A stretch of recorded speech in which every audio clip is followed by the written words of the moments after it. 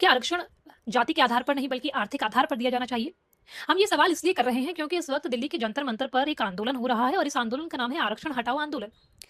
यहाँ पर कई युवा जो हैं वो इस आंदोलन कर रहे हैं। उनकी मांग है कि आरक्षण को अब इतने साल हो चुके हैं, इसलिए आरक्षण में रिफॉर्म्स की जरूरत है, आरक्षण को समीक्षा करने की जरूरत है। क्योंकि आरक्षण 1950 में संविधान में जिस उद्देश्य से मेंशन किया गया था, उसे लाया गया था, अब आरक्षण उस उद्देश्य से नहीं दिया जा रहा है और इसका दुरुपयोग हो रहा है। आरक्षण इसलिए लाया गया था ताकि पिछड़े, दलित और शोषित, वंचित लोगों को मुख्य धारा में लाया जा सके, लेकिन अब आरक्षण जो है जरूरतमंद लोगों को ना मिलकर उन्हीं लोगों को मिल रहा है जो आरक्षण का एक बार लाभ ले चुके हैं।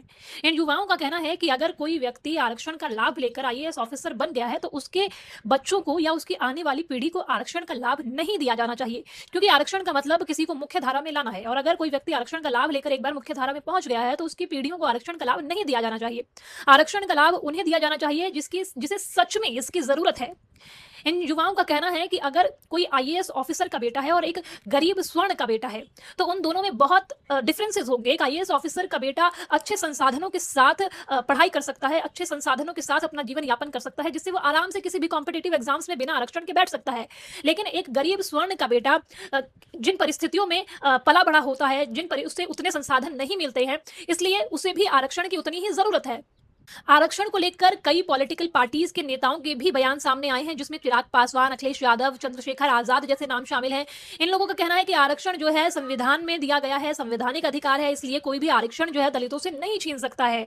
इसके बाद अखिलेश यादव ने कह दिया कि आरक्षण पीडीए का अधिकार है, इसलिए उसे कोई भी नहीं छीन सकता है। इन छात्रों का कहना है कि आर्थिक रूप से कमजोर लोगों के लिए ही आरक्षण होना चाहिए, क्योंकि आरक्षण उन लोगों को नहीं दिया जाना चाहिए जो इसका लाभ पहले से ले चुके हैं, क्योंकि ये एक दुरुपयोग है आरक्षण का। बाबा साहब अंबेडकर भी जब आरक्षण 1950 में संविधान में ला रहे थे, उन्होंने कहा था कि 10 सालों तक ही आरक्षण होना चाहिए, उसके बाद इसे हटा दिया जाना चाहिए। लेकिन अलग अलग राजनीतिक पार्टी अपने अपने हितों को लेकर, अपने फायदे को देखते हुए आरक्षण बढ़ाती रही।